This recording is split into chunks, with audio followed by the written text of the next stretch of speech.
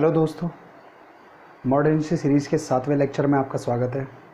आज का लेक्चर होगा हमारा अंग्रेज़ों और अवध के बीच के कनेक्शंस का। धीरे धीरे हम लोग क्या कर रहे हैं कि एक एक राज्य को अंग्रेज़ हथियाते जा रहे हैं। पिछले टॉपिक में हमने देखा था कि बंगाल पर अंग्रेज़ों का कब्जा हुआ प्लासी के युद्ध और बक्सर के युद्ध के परिणाम स्वरूप। आज का हमारा टॉपिक है अवध।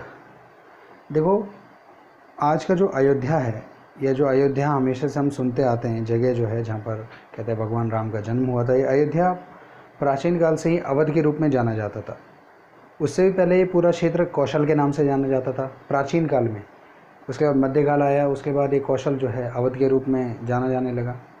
तो आज का जो अयोध्या है वही, और उसका एक बहुत विस्तृत भूभाग वही अवध के नाम पर जाना जाता था। मुग़लों के अंडर में बंगाल जैसे आया करता था, वैसे अवध भी मुग़लों के अंडर में हुआ करता था। तो अवध मुग़लों से कब कैसे स्वतंत्र हो गया और अवध का अंत कैसे हुआ, अवध पर अंग्रेज़ों का कब्जा कैसे और कहाँ हुआ, उसको आज हम देखने वाले हैं। ठीक है, तो आज का टॉपिक है अवध। तो देखो, अवध के बारे में सबसे पहले ये समझ लो कि अवध जो अस्तित्व में आया था 1722 में आया था। कैसे आएगा यहाँ तक देख लो। उससे पहले एक व्यक्ति का नाम जान लो। सबसे पहला व्यक्ति है जिसका नाम है शहादत खां। ये क्या था? मुग़ल बादशाह था फर्रुखसियर। फर्रुखसियर की सेना में एक सैनिक था। शहादत खां नाम का एक व्यक्ति फर्रुखसियर की सेना में एक सैनिक के रूप में भर्ती होता है। ठीक है, फर्रुखसियर की सेना में सैनिक के रूप में भर्ती हुआ, लेकिन इसका जो हमें दिखता है कि ये कैसे वो धीरे धीरे ऊपर आता जाएगा, उसकी कहानी शुरू होती तब जब फर्रुखसियर के बाद शासक चेंज होते रहते कई सारे। फिर एक महत्वपूर्ण शासक सामने निकल के आता है मुग़लों का, मोहम्मद शाह, जिसे रंगीला के नाम से भी जाना जाता है, मोहम्मद शाह रंगीला। मोहम्मद शाह रंगीला ये बादशाह बना मुग़लों का, और इसके टाइम पीरियड में मोहम्मद शाह ने एक महत्वपूर्ण काम पूरा करने में कामयाबी हासिल की थी। वो था सैयद बंधुओं की हत्या, सैयद बंधुओं को समाप्त करने का। इन्होंने पूरे मुग़ल एम्पायर को कंट्रोल करके रख रखा था। किंग मेकर के नाम से जाने जाते थे। इनके बारे में जानना है तो आपको मुग़लों के पतन वाला मेरा वीडियो देखना पड़ेगा, लेक्चर नंबर 5 है, उसको देख लीजिए आप लोग। तो सैयद बंधुओं को समाप्त करने में मोहम्मद शाह के साथ जो सबसे बड़ा हेल्प किया था वो शहादत खान ने किया था। इसने बहुत बड़ी भूमिका निभाई थी इन दोनों को समाप्त करने में मोहम्मद शाह के साथ। तो मोहम्मद शाह इससे थोड़ा इम्प्रेस हुआ, तो मोहम्मद शाह ने ही शहादत खान को क्या बयाना का सूबेदार बना दिया। बयाना यूपी में पड़ता है, बयाना का सूबेदार। तो पहली बार ये थोड़े ऊंचे पद पे चला गया भैया, छोटा मोटा पद नहीं है, गवर्नर कह सकते हो आप सूबेदार को। बादशाह के नीचे फिर गवर्नर्स ही होते थे सारे अलग अलग स्टेट्स के। बयाना के बाद इसको थोड़ा सा और प्रमोट किया गया, तो इसे फिर आगरा का गवर्नर, आगरा का सूबेदार बनाया गया। ये बनाया गया इसे 1720 से 1722 के बीच। 2 साल तक ये आगरा का सूबेदार रहा और ऊपर प्रमोट हो रहा है। उसके बाद और प्रमोशन मिला इसको, और फिर इसको अवध का सूबेदार बना दिया गया 1722 में। 1722 में अवध का सूबेदार बन गया। देखो, आ गई कहानी वहीं पे अटक के। ठीक है, शहादत खान जो कि एक मामूली सैनिक के रूप में भर्ती हुआ था, वो पहले बयाना का, फिर आगरा का, फिर अवध का सूबेदार बन गया 1722 तक। और 1722 में इसने किसी विशेष परिस्थिति में, मुग़लों का पतन तो चल ही रहा था, मुग़लों के पतन में इसने एक देखा जहाँ पर इसे थोड़ा सा सही मौका लगा, इसने 1722 में ही अपनी स्वतंत्रता की घोषणा कर दी। इसने वहाँ पर क्या किया, अवध को स्वतंत्र घोषित कर दिया, खुद को स्वतंत्र घोषित कर दिया, अवध का नवाब मान लिया अपने आप को, और अवध हो गया स्वतंत्र। अवध एक अलग राज्य के रूप में अस्तित्व में आ गया शहादत खान के समय में। तो इसके समय की महत्वपूर्ण घटना यही है और कुछ नहीं। ठीक है, तो अवध को स्वतंत्र राज्य के रूप में स्थापित करने का श्रेय किसे जाता है? शहादत खान को। एक चीज़ ये आती है, शहादत खान के बाद इसका जो दामाद था सफदरजंग,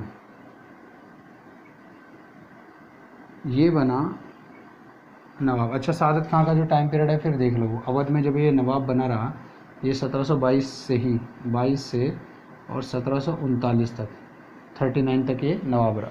उसके बाद सफदरजंग आया 39 से 1759। सफदरजंग 39 से 59 तक रहा। इसके समय की महत्वपूर्ण घटना ये है कि मोहम्मद शाह कौन है? मुग़ल बादशाह। इसने इसे अवध के नवाब के रूप में मान्यता दे दी।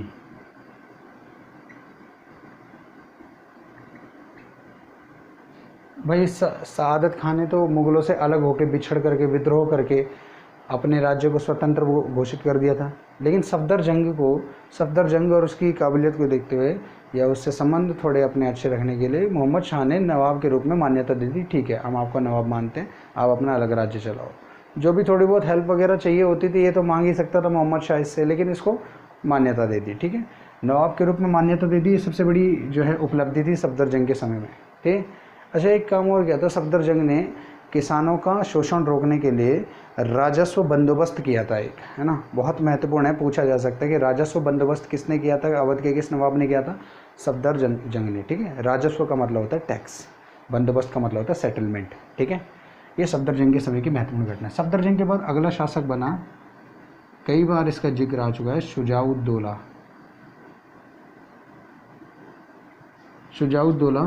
1759 से 1775 तक ये तीसरा शासक था। उसका बेटा था सफदर जंग का। और शुजाउद्दौला आपको याद हो तो पिछले कई टॉपिक से इसका जिक्र आ रहा है। इसके समय में सबसे महत्वपूर्ण घटना थी बक्सर का युद्ध। इसने बक्सर के युद्ध में शाह आलम और मीर कासिम के साथ मिलकर अंग्रेज़ों के विरुद्ध लड़ाई की थी। हालांकि हार गया था और एक अपमानजनक संधि से करनी पड़ी थी, जो कि इलाहाबाद की संधि थी।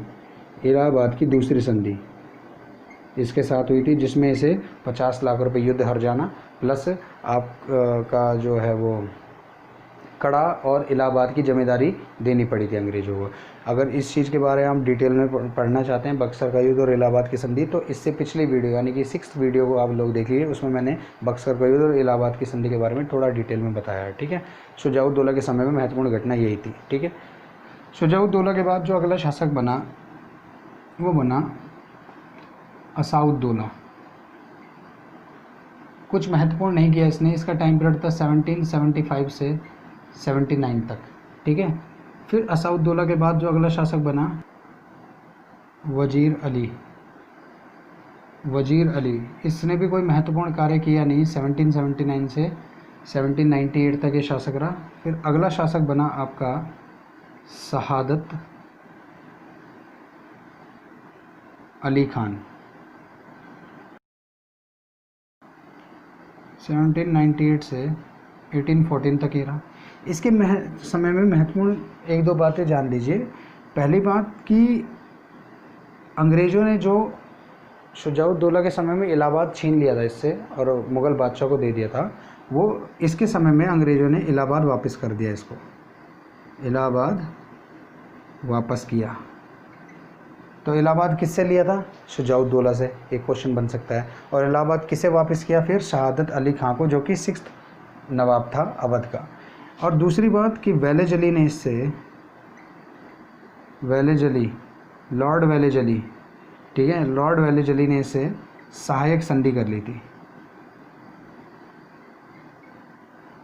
आज के टॉपिक में अगर कोई समझने वाली चीज़ है तो आज के टॉपिक में सबसे ज़्यादा समझने वाली चीज़ है सहायक संधि। ये क्या होती थी इसको समझ लीजिए एक बार। सहायक संधि करने का मतलब है कि अब अवध सीधा सीधा अंग्रेज़ों का हो चुका है। कैसे हो चुका है देख लीजिए।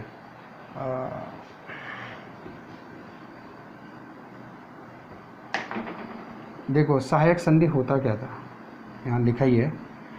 सहायक संधि में क्या होता था कि किसी भी राज्य की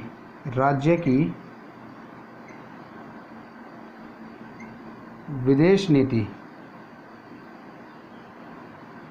नीति अंग्रेज अपने हाथ में रख लेते थे, अंग्रेजों के पास चली जाती थी। राज्य की विदेश नीति अंग्रेजों के पास चली जाती थी। विदेश नीति का मतलब क्या? विदेश का मतलब कोई फॉरेन, वो वाला फॉरेन नहीं।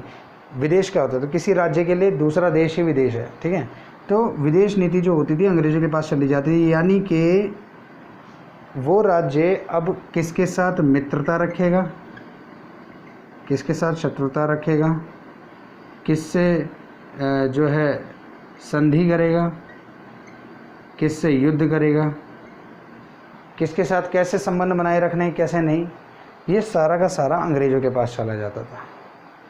अब ये अंग्रेज़ों ने जो सहायक संधि बनाई थी ये बहुत अंग्रेज़ जो है किसी भी तरीके से करवा के और उस राज्य को हड़प ले रहे हैं। ये जो है ना सहायक संधि, इससे कोई भी राज्य अब असहाय हो गया। जब राज्य के पास यही शक्ति नहीं है कि वो किसके साथ युद्ध करे, किसके साथ मित्रता करे, किसके साथ अच्छे संबंध बनाए रखे, किससे उसे हमला करना है, अब अंग्रेज डिसाइड करेंगे कि उसे किस पे हमला करना है। अब सपोज़ अंग्रेज चाहते हैं कि मान लेते हैं यहाँ पर एक अवध है, अवध के बगल में रोहेलखंड है, ठीक है, मान लेते हैं रोहेलखंड, और एक और जगह मान लेते हैं हम लोग बंगाल। अब इसको समझ लीजिए आप सहायक संधि किस तरीके से अंग्रेज इससे अपना फ़ायदा उठाते थे और किसी राज्य के लिए कैसे ये बहुत बड़ा एक कह सकते हैं कि अपमानजनक संधि हुआ करती थी। तो जैसे अवध है, अवध के साथ अंग्रेज़ों ने सहायक संधि कर ली, ठीक है, इस पर हमने ये डॉट कर दिया, इसके साथ सहायक संधि की अंग्रेज़ों ने। तो अंग्रेज डिसाइड करेंगे किसके साथ लड़ाई करेगा और किसके साथ इसकी मित्रता रहेगी, किसके साथ इसे अपने संबंध अच्छे रखने हैं, मित्रता रखनी है, ठीक है, किसके साथ इसे संधि करनी है। अब क्या होता है कि अंग्रेज़ों का रोहेलखंडियों के साथ पंगा पड़ गया, रोहेलखंड के साथ पंगा पड़ गया अंग्रेज़ों का। अब अंग्रेज़ चाह रहे हैं कि हम लोग ज़्यादा पचड़े में ना पड़े, ना ज़्यादा ऐसे कि इसे सबक सिखाना। अंग्रेज़ क्या बोल रहे हैं, अवध को बोल रहे हैं कि आप अपनी सेना लेके जाओ और इस पर अटैक कर दो और इसे जीतो हमारे लिए। प्रॉब्लम ये है कि अवध के रोहेलखंड के साथ हमेशा से अच्छे संबंध रहे। मैं ये बता नहीं रहा हूँ कि ऐसा हुआ है, मैं आपको एक एग्जांपल दे रहा हूँ कि हम मान लेते हैं अवध के रोहेलखंड के साथ अच्छे संबंध हैं और बंगाल के साथ ख़राब संबंध है। यानी कि अवध इसके साथ हमेशा दोस्ती रखना चाहता था, पहले से दोस्ती चली आ रही थी, आगे भी दोस्ती रखना चाहता था, और बंगाल के साथ संबंध अच्छे नहीं है, उसके साथ दुश्मनी है और दुश्मनी ही बरकरार रखना चाहेगा वो, है ना, बंगाल के साथ। तो अंग्रेज़ ये चाह रहे हैं अब कि चाहे इसके साथ कैसे भी रिश्ते हों, लेकिन अंग्रेज़ों को इससे प्रॉब्लम है। तो अंग्रेज़ों ने अवध को ज़बरदस्ती बोल दी कि भैया अटैक करो, करना पड़ेगा क्योंकि संधि कर रखी है, सहायक संधि, यानी कि आप किसके ऊपर हमला करोगे, किसके ऊपर नहीं करोगे, तो ये अंग्रेज़ डिसाइड करेंगे। तो अब अवध को इसके साथ चाहे इसके साथ कितने अच्छे संबंध क्यों ना, इस पर हमला करना पड़ेगा या इसके विरुद्ध अपनी सेना भेजनी पड़ेगी। यहीं पर उल्टा क्या हुआ कि सपोज़ बंगाल जो है अवध पे अटैक कर देता है, क्योंकि दुश्मनी है दोनों के बीच में। अगर बंगाल अवध पे अटैक कर देता है, अब बंगाल जो है अंग्रेज चाहते हैं कि अवध बंगाल के साथ लड़ाई ना करे, तो भले ही हमला कर दिया लेकिन अवध वापस से अटैक नहीं कर सकता इसके ऊपर जब तक अंग्रेज नहीं चाहते। तो ये सिर्फ एग्जाम्पल के लिए बताया मैंने, कोई कहानी नहीं है सच्ची, पर आपको बता रहा हूँ कि अंग्रेज पूरी तरीके से कठपुतली बना देते थे। ये सहायक संधि बड़ी ख़राब चीज़ थी। सहायक संधि का मतलब ही था कि आपने अपनी सत्ता अंग्रेज़ों को दे दी। विदेश नीति बहुत बड़ी चीज़ होती थी, फॉरेन पॉलिसी, है ना। तो वेले चली ने सहायक संधि किसके समय में की थी, शहादत अली खां के समय में, ठीक है, इलाहाबाद वापस किया था, बस इससे एक महत्वपूर्ण ये है। अगला शासक हुआ, महत्वपूर्ण शासक था गाज़ीउद्दीन, थोड़ा सा इम्पोर्टेंट है, ध्यान रखो जरा इसे, गाज़ीउद्दीन हैदर अली खां, ठीक है। ये 1814 से और 1827 तक शासक रहा। अंग्रेज़ों ने बहुत चुल दी इसे। अंग्रेज़ों ने एक तो इसे बादशाह की उपाधि दी, एक इम्पोर्टेंट बात है, बादशाह की उपाधि दे दी इसे। नवाब बोलते थे वैसे तो ये अपने आप को, रियासत के जो रजवाड़े जो राजा होते थे अपने आप को नवाब बोलते थे, पर अंग्रेज़ों ने इसे बादशाह की उपाधि दी। और किसने दी, लॉर्ड हेस्टिंग्स ने। ध्यान रखना, हेस्टिंग्स भी दो गवर्नर हुए हैं, एक था वॉरेन हेस्टिंग्स, वो पहले हुआ था 17 कुछ में, ठीक है, और ये लॉर्ड हेस्टिंग्स हैं, ये बाद में 1814 से 24 के बीच में कहीं रहा था ये। तो लॉर्ड हेस्टिंग्स जो कि गवर्नर जनरल था भारत में अंग्रेज़ों का, इसने बादशाह की उपाधि दी थी। किसे दी थी, गाज़ीउद्दीन हैदर अली को। अच्छा, इसके टाइम की महत्वपूर्ण घटना बहुत इंपॉर्टेंट है, आप में से कई लोग जो उस शहर के हों अगर जानते हो, तो जो गाज़ियाबाद शहर है, गाज़ियाबाद का नाम गाज़ियाबाद इसी के नाम पे पड़ा, इसी ने बसाया था गाज़ियाबाद, और इसी के नाम पे गाज़ियाबाद शहर का नाम गाज़ियाबाद पड़ा, ठीक है। ये बहुत इंपॉर्टेंट जानकारी है होगी, ठीक है। 7वें के बाद 8वां शासक बना आपका, मैं यहाँ पर देख रहा हूँ, वाजिद अली शाह। ये 1827 से 1856 तक शासक रहा, और ये अवध का अंतिम नवाब था, अंतिम शासक था। अवध का अंतिम शासक कौन था, वाजिद अली शाह। पहला कौन था, शहादत खां, ठीक है, शहादत खां पहला था और अंतिम हो गया ये, ठीक है। तो वाजिद अली शाह 56 तक रहा। 56 तक क्यों रहा कि 56 के बाद क्या हुआ, 1857 की क्रांति हुई, रिवोल्यूशन हुआ, ठीक है। और इसी क्रांति में वाजिद अली शाह ने अंग्रेज़ों के विरुद्ध इसने भी मोर्चा संभाला था, और ये हार गया उस युद्ध में। 57 की क्रांति में तो सारे के सारे रियासतें, रजवाड़े, सारे शासक हार गए थे, पूरे बादशाह पूरे भारत के, है ना, हार गए थे। तो इसलिए वाजिद अली शाह भी उसमें हार गया, और इस तरीके से वाजिद अली के साथ ही और 1857 की क्रांति के साथ ही अवध भी अंग्रेज़ों के राज्य में मिल गया, अंग्रेज़ों के साम्राज्य में अवध भी आ गया। कब आया? 1857 में, ठीक है, क्रांति के बाद। तो ये अंतिम शासक था। 8 शासक इसमें कुल हुए हैं। मैंने एक एक करके सारा बता दिया आप लोगों को। इसको नहीं समझ में आया तो आप उसको दोबारा से देखिए वीडियो को, जो समझ में ना आए उसके बावजूद भी तो आप कमेंट बॉक्स में मुझसे पूछ लीजिए, ठीक है। तो इसी के साथ मैं आज का वीडियो समाप्त करता हूँ। आप लोगों ने इतना समय दिया उसके लिए धन्यवाद। नमस्कार।